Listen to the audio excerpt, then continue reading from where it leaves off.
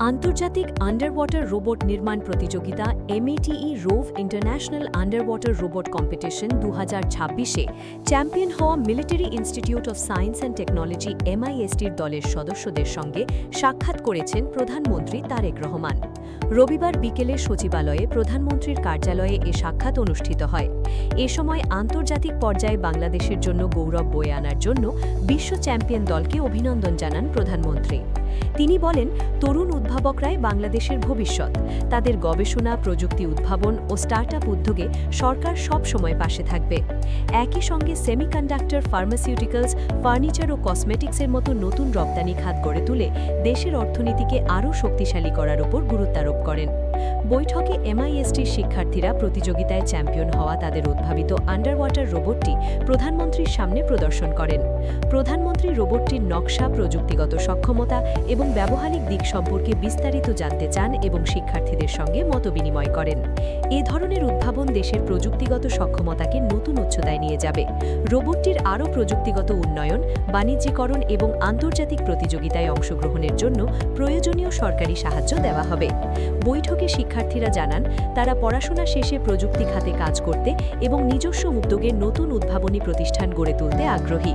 জবাবে প্রধানমন্ত্রী বলেন, প্রযুক্তি নির্ভর স্টার্টআপ গড়ে তুলতে চাইলে সরকারের স্টার্টআপ কর্মসূচির মাধ্যমে প্রয়োজনীয় সাহায্য দেওয়া হবে।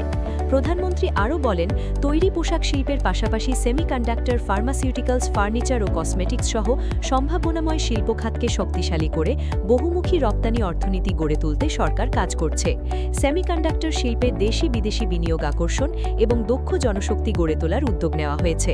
বিদেশে কর্মরত বাংলাদেশি সেমিকন্ডাক্টর বিশেষজ্ঞদেরও দেশে ফিরে এ খাতের বিকাশে ভূমিকা রাখার আহ্বান জানান তিনি। দেশের প্রতিটি খাতে সবাই নিজ নিজ অবস্থান থেকে দক্ষতার সঙ্গে কাজ করলে বাংলাদেশ আরও দ্রুত এগিয়ে যাবে। বৈঠকে প্রতিরক্ষা উপদেষ্টা ব্রিগেডিয়ার জেনারেল অবসর একেএম শামসুল ইসলাম, এমআইএসটির commandant major general Mohammad Hakimuzzaman, electrical এবং ইলেকট্রনিক ইঞ্জিনিয়ারিং বিভাগের বিভাগীয় প্রধান brigadier general K M Mustafizur Rahman এবং উদ্ভাবনী দলের 10 জন শিক্ষার্থী প্রতিনিধি উপস্থিত ছিলেন।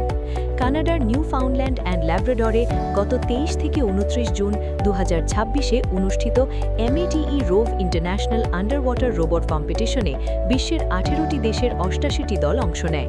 যুক্তরাষ্ট্র, কানাডা, চীন ও সৌদি আরব সহ বিভিন্ন দেশের শীর্ষ বিশ্ববিদ্যালয় ও প্রতিষ্ঠানের দলকে পেছনে ফেলে এমআইএসটির মিস্ট ম্যাভিরভ দল চ্যাম্পিয়ন হয়।